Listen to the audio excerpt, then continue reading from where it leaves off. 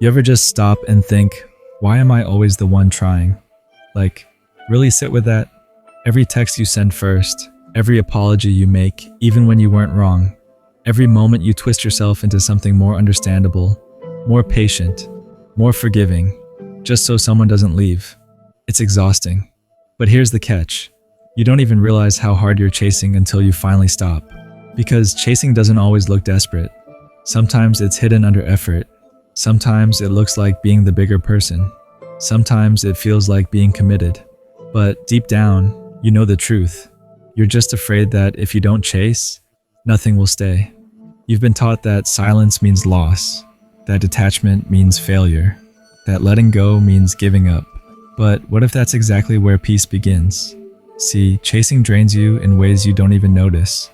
You lose time, you lose self-respect, you lose clarity, and worst of all, you lose the ability to even recognize what's meant for you, because you're so busy chasing what isn't.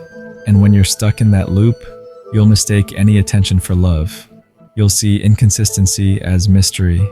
You'll call chaos passion, and you'll ignore red flags just to avoid feeling abandoned. But the truth? What's real won't need to be chased. What's real will feel like alignment, not pursuit. There's a quote by Lao Tzu that says, "By letting it go, it all gets done. The world is won by those who let it go. But when you try and try, the world is beyond winning." Read that again if you have to, because that one line holds everything you've been ignoring. And maybe you've been like me, trying so hard to keep the things that keep trying to leave. Chasing people, chasing closure, chasing timelines that were never even yours to begin with. I remember this one situation. There was someone I was showing up for constantly, always the first to check in, always giving more than I got, always convincing myself they're just busy. Maybe they're not good at texting. Maybe I'm expecting too much. But deep down, I knew I was chasing. Not because they were pulling me in, but because they kept me just close enough to keep me coming back. And I let them. I mistook their inconsistency for mystery. I thought my loyalty would eventually make them stay. I was wrong. What actually happened? The day I stopped reaching out, they disappeared. No questions. No, "Are you okay?" Just silence. And that silence, it wasn't abandonment. It was clarity. It showed me who was actually choosing me, and who was only staying because I wouldn't stop choosing them first. And that's the bitter truth about chasing. You'll never know what's real until you stop running after it. Lao Tzu wasn't just talking about passivity. He was talking about alignment. He was saying, let it come, let it land, let it show you it's meant. Because if something needs to be forced, it was never flowing with you to begin with. So maybe the lesson is this. You don't lose anything real by letting go. You just lose the illusion you had to hold it all together for it to stay. Here's what no one really tells you. When you stop chasing, and I mean fully stop, life doesn't just feel quieter. It starts getting clearer. You begin to notice all the things that were draining you, but you were too busy chasing to even see it. You feel your nervous system relax for the first time in months. You stop rehearsing conversations in your head. You stop stalking their last scene. You stop hoping your worth will finally be seen just because you stayed loyal to their potential. There's this weird silence that hits you at first. Almost like withdrawal, like, wait, now what? Because for so long, chasing was your identity. Proving yourself became your default. But then something clicks. One day, you wake up and you're not obsessed with who's calling.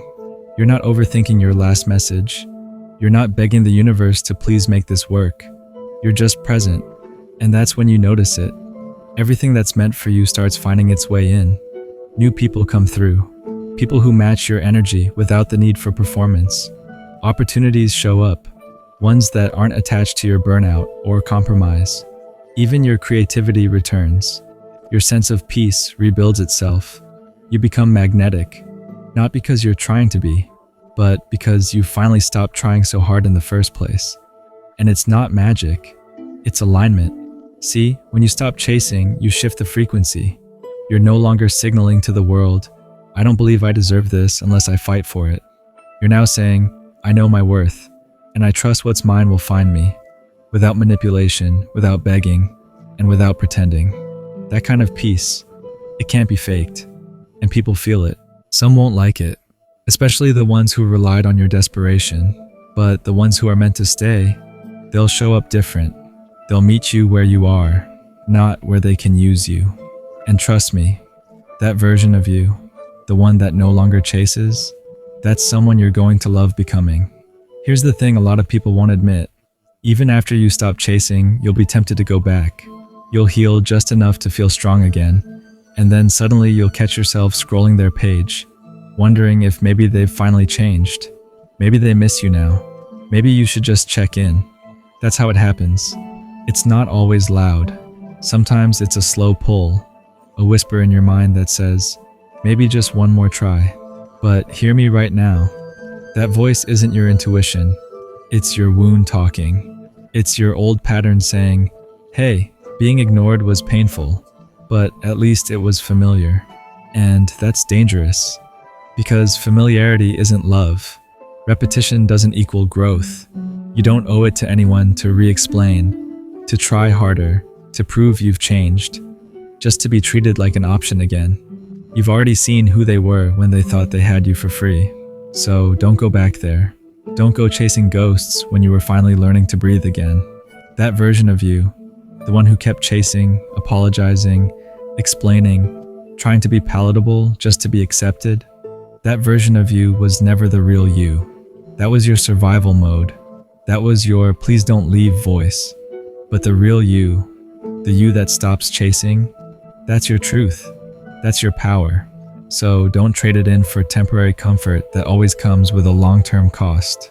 You've come too far to start dancing for breadcrumbs again. Because once you taste peace, real peace, not the kind that depends on someone else's mood, you won't want the chaos back. You'll realize that love doesn't require you to abandon yourself to keep it. And when that realization sinks in, you don't just stop chasing them. You stop chasing versions of yourself that were never built to last. You know what's wild? Even after all the clarity, even after you stop chasing, stop explaining, stop stretching yourself to be enough, you'll still have moments of doubt. Not because you made the wrong choice, but because healing doesn't come with applause. No one shows up to thank you for the boundaries you built. No one throws you a party for finally choosing peace. It's just you, alone, staring at the ceiling some nights, asking yourself, did I give up too soon? Was I too cold? Should I have tried one more time? But let me say this loud for the people in the back. You didn't walk away because you didn't care. You walked away because you finally did. You cared enough about yourself to stop begging to be understood. You cared enough to stop being available for people who only showed up when it was convenient. You cared enough to finally put your time, your energy, your peace above their confusion. And that's not cold. That's self-respect. The world will guilt you into thinking that letting go is the same as failure. But how can it be failure when it gave you back your dignity? Don't let nostalgia trick you either, because let's be real, you're not missing them. You're missing the version of you who still believed they were going to show up right.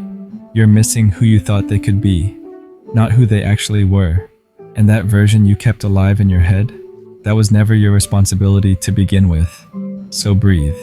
Let that ache rise and pass. Let the memory hit and fade.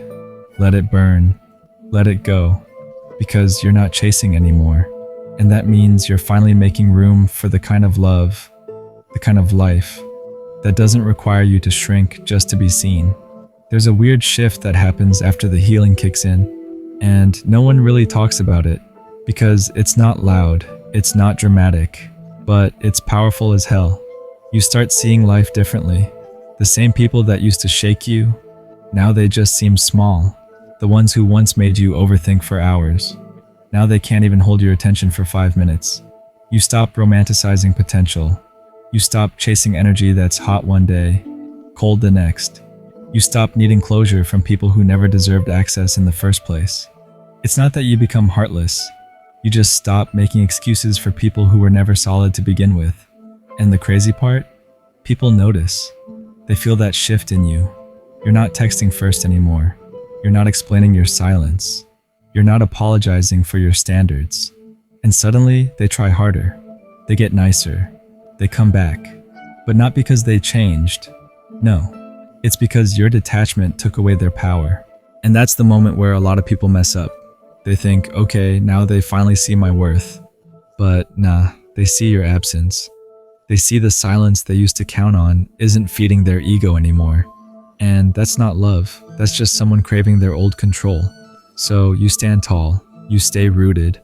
You don't fall for the recycled charm or the late-night guilt texts. Because once you've tasted that version of yourself that doesn't beg, doesn't chase, doesn't explain, you can't go back. You can't unfeel what it's like to finally breathe, to finally sleep without the weight of trying to be enough for someone else, to walk into a room and not scan it for signs you're being judged or misunderstood. You've outgrown it, all of it. And that version of you, that version moves different now. So here you are now, not the version of you that begs for understanding, not the one constantly explaining, apologizing, overthinking. You're just you now, unfiltered, unchased, unapologetically whole. That's the version of you that's finally dangerous, not because you're out to hurt anyone, but because you're no longer available to be broken. You stopped chasing, you stopped shrinking, you stopped selling yourself for half-effort love and convenience-based connection. And now you're here, with your peace, your self-respect, your energy intact. That's not small, that's everything. So don't fumble it. The world will keep testing you. Old cycles will try to creep back in, masked as second chances, apologies, or fake growth. But this time, you'll see it for what it is, a test. And you won't fold, because now you know, what's meant for you won't require performance. It'll feel calm, safe, aligned, and it won't make you question your worth just to keep it. So here's your reminder. You don't need to chase what's real, and you damn sure don't need to explain your piece. If this hit home, drop a comment and let me know what part spoke to you the most. And if you're on that journey of letting go and showing up for yourself again, I got you. Subscribe, because we're just getting started. You're not alone. You're just finally choosing you, and that's the beginning of everything.